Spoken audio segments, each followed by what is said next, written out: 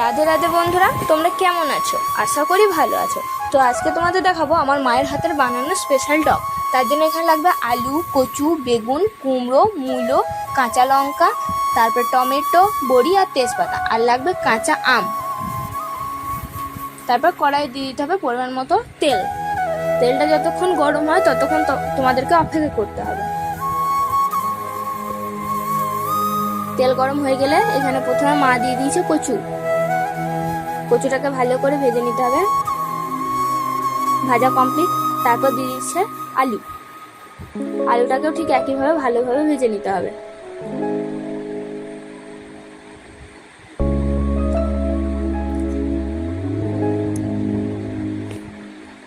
আলু এখানে ভাজা কমপ্লিট। তারপর দিয়ে দিয়েছে মূলোটাকেও ভালোভাবে ভেজে নিতে হবে।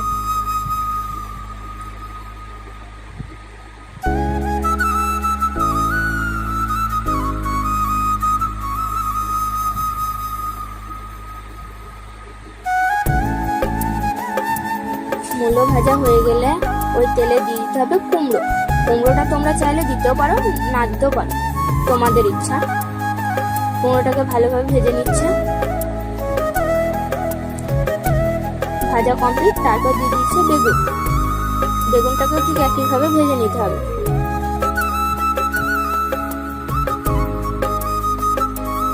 বেগুনটা খুব ভালোভাবে ভেজে নিয়েছে। তারপর দিয়ে দিচ্ছে আমটাকেও ভালোভাবে ভেজে নিতে হবে। আম যেন কাঁচা হয়, পাকা আম হবে না। তারপর দিয়ে দিচ্ছে বড়ি। তোমরা যদি বড়ি খেতে পছন্দ করো তাহলে তোমরা আরো বড়ি দিতে পারো। তারপরে এখানে আমাদের বড়ি ভাজা কমপ্লিট। তারপর দিয়ে দিচ্ছে তেলে 5 ফোড়ন।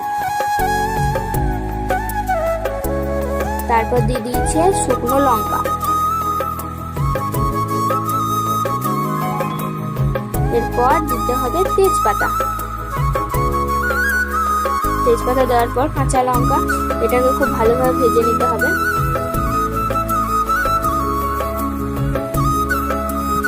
ভাজা হয়ে গেলে এখানে দিয়ে দিয়েছে সর্ষে বাটা। তারপর দিয়ে দিয়েছে পরিমাণ মতো হলুদ।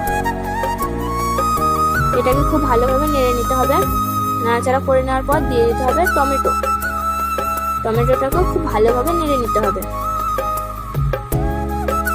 তারপর সব ভাজাগুলো দিয়ে দিতে হবে, কিন্তু বেগুন আর আমটাকে পরে দিতে হবে। তারপর দিয়ে দিয়েছে নুন।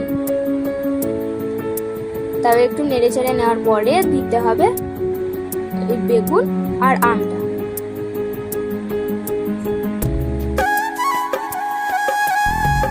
তারপর দিয়ে দিতে হবে পরিমাণ মতো জল। তারপর ভালোভাবে নেড়ে নিতে হবে। তারপর দিতে হবে পরিমাণ মতো চিনি। তারপর পুরো মিশ্রণটা দিয়ে দিতে হবে কুকারের মধ্যে। তারপর 2টো সিটি মেরে নিয়ে নামিয়ে নিতে হবে। তারপর দিতে হবে ভাজা গুঁড়ি মশলা। তারপর একটু নেড়ে নিতে হবে, তাহলেই আমাদের রেডি টক। তো তোমরা চাইলে এবার বানাতে